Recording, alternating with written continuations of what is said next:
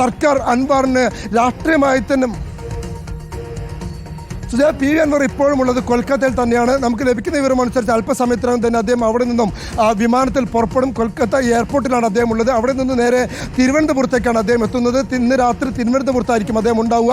നാളെ രാവിലെ 9 മണിയോടെയാണ് തിരുവനന്തപുരത്ത് ഒരു ഹോട്ടലിൽ വെച്ചുകൊണ്ട് മാധ്യമങ്ങൾ കാണുമെന്ന കാര്യം അത് ഇപ്പോൾ ഫേസ്ബുക്കിലൂടെ അറിയിച്ചിരിക്കുന്നത്. ചില നിർണായക വിവരങ്ങൾ, പ്രധാനപ്പെട്ട വിവരങ്ങൾ തനിക്ക് പറയാനുണ്ട് എന്ന് ഈ ഫേസ്ബുക്ക് കുറിപ്പിൽ അദ്ദേഹം ചേർത്തിട്ടുമുണ്ട്. അതെന്തായാലും പി വി അൻവറിൻ്റെ രാജ്യപ്രഖ്യാപനമാണ് എന്നാണ് ഇപ്പോൾ നമുക്കിത് ലഭിക്കുന്നത്. അങ്ങനെയെങ്കിൽ അതൊരു നിർണായക രാഷ്ട്രീയ നീക്കമായിരിക്കും എന്ന കാര്യത്തിൽ യാതൊരു സംശയമില്ല.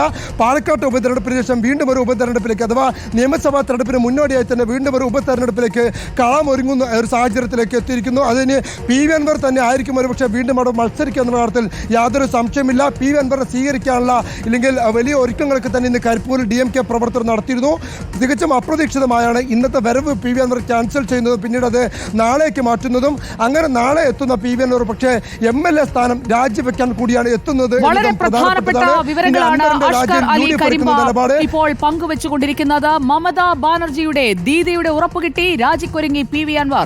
അൻവർ വഴിയാധാരമാകില്ല എന്നുള്ള ഉറപ്പ് പി വി അൻവറിന് മമതാ ബാനർജി കൊൽക്കത്തയിലെ കൂടിക്കാഴ്ചയിൽ നൽകിയിരിക്കുന്നു. അതിന്റെ അടിസ്ഥാനത്തിൽ പി വി അൻവർ MLA സ്ഥാനം രാജിവെക്കാൻ ഒരുങ്ങുന്നു എന്നുള്ള ബിഗ് ബ്രേക്കിംഗ് വാർത്തയാണ് പ്രിയപ്പെട്ട പ്രേക്ഷകരിലേക്ക് നമ്മൾ എത്തിച്ചത്. നാളെ രാവിലെ 9:30 തിരുവനന്തപുരത്താണ് പി വി അൻവർ വാർത്താ സമ്മേളനം വിളിച്ചിരിക്കുന്നത്. കൊൽക്കത്തയിൽ നിന്ന് കേരളത്തിലേക്ക് എത്തുന്ന പി വി അൻവറിന്റെ ആദ്യ പ്രതികരണം എന്തായിരിക്കുമെന്നറിയാൻ നമുക്ക് കാത്തിരിക്കാം. നിർണായകമായ ഒരു രാഷ്ട്രീയ നീക്കമാണ്. ഇടതുപക്ഷം ഭരിക്കുന്ന കേരളത്തിൽ ഇടതുപക്ഷത്തിനൊപ്പം നിന്ന് ഇടത് സ്വതന്ത്രനായി മത്സരിച്ച് വിജയിച്ച പി വി അൻവർ കളം മാറുകയാണ്. സ്വതന്ത്ര ബ്ലോക്കായി ഇരിക്കാനല്ല പി വി അൻവർ ഉദ്ദേശിക്കുന്നത്. തൃണമൂൽ കോൺഗ്രസിനെ കേരളത്തിലും തമിഴ്നാട്ടിലും കർണാടകയിലുമൊക്കെ നയിക്കുന്ന തരത്തിൽ വളരുകയാണ് പി വി അൻവർ. അല്ലെങ്കിൽ ആ രീതിയിൽ അൻവറിനെ ഉപയോഗപ്പെടുത്താൻ മമതാ ബാനർജിയും തൃണമൂൽ കോൺഗ്രസും തീരുമാനിച്ചിരിക്കുന്നു എന്നുള്ളതാണ് ഈ ഘട്ടത്തിലെ ഏറ്റവും പ്രധാനപ്പെട്ട വാർത്ത.